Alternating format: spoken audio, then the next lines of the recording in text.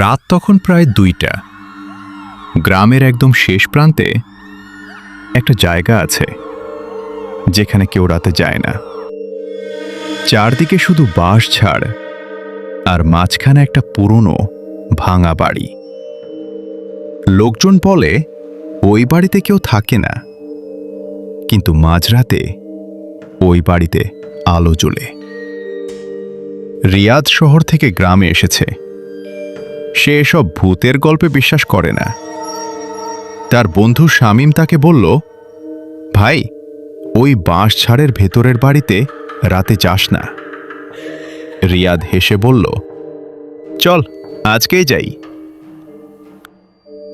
চল এগিয়ে যাই, এই জঙ্গলটা একটু ভয় লাগছে। হ্যাঁ, কিন্তু টর্চ লাইটগুলো পথ দেখাচ্ছে, ভয় নেই। ঠিক বলেছিস। রাত 12টার পর দুইজন টর্চ নিয়ে বের হলো। বাঁশ ঝাড়ে ঢুকতেই চারদিক হঠাৎ ঠান্ডা হয়ে গেল। বাতাস নেই, তবুও বাঁশগুলো কাঁপছে। শামীম থেমে গেল। ভাই, আমার ভালো লাগতেছে না।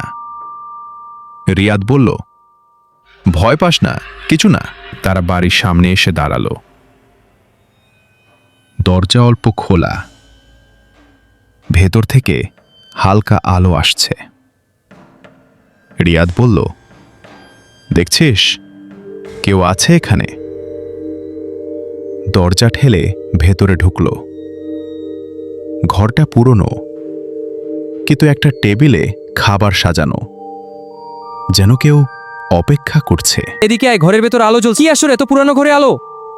হঠাৎ ঢাম, দরজা বন্ধ হয়ে গেল। শামীম চিৎকার করে উঠল, কে? এই শামীম, দরজাটা কোথায় গেল? এটা তো শেফ দেয়াল। আমি জানি না রিয়াদ, এটা কিভাবে সম্ভব? ছুঁয়ে দেখি। কোনো ফাটল নেই। কোনো উত্তর নেই, কিন্তু ঘরের কোণায় একটা ছায়া নড়ল। রিয়াদ টর্চ ফেলতেই কেউ নেই, কিন্তু আবার অন্য পাশে ছায়া। হঠাৎ ফিসফিসানি, এসেছো? শামীম কাঁপতে লাগল।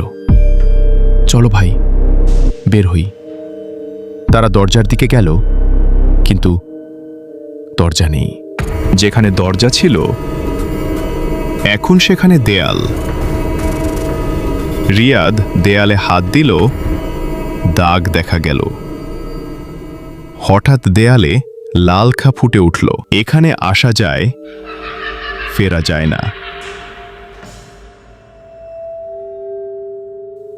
অনেক বছর আগে এই বাড়িতে আগুন লেগেছিল, কেউ বের হতে পারেনি। রিয়াদ হঠাৎ বুঝল শামীম নেই।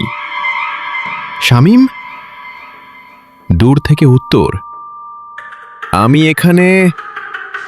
কিন্তু গলাটা অদ্ভুত। রিয়াদ এগিয়ে গেল, দেখল শামীম দাঁড়িয়ে আছে। শামীম, তুই এমন করছিস কেন? কিন্তু তার চোখ সম্পূর্ণ কালো। সে বলল, এখন তুই থাকবি, আমি যেতে পারবো। রিয়াদ দৌড় দিল, একটা দরজা খুলে বাইরে বের হলো। সকাল, সব স্বাভাবিক, কিন্তু কয়েকদিন পর বাঁশ ঝাড় থেকে দুইজনের গলা। চলো বাইরে যাই। না, এখন তুই থাক। কিছু জায়গা আছে যেখানে ঢোকা সহজ, কিন্তু বের হওয়া না।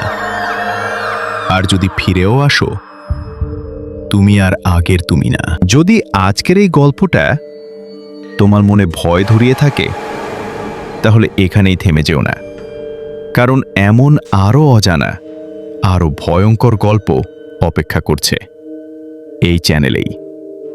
তাই এখনই চ্যানেলটা সাবস্ক্রাইব করে রাখো আর পাশের বেল আইকনটা অন করে দাও, যাতে পরের ভয়ঙ্কর গল্প মিস না করো।